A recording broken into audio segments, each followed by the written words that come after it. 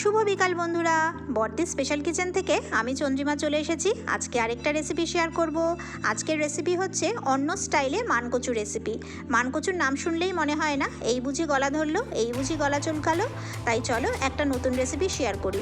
প্রথমে মানকচুগুলোকে কেটে নিয়ে একটু নুন দিয়ে সেদ্ধ করে জলটা ঝারিয়ে নেব। এরপরে সর্ষের তেলের মধ্যে ওই মানকচুগুলোকে ছেড়ে দেব, সাথে অল্প একটু নুন আর হলুদ দিয়ে ভেজে নেব। এইভাবে একটু সামান্য লালচে করে ভেজে নিচ্ছি। এবার এটাকে তুলে রাখছি।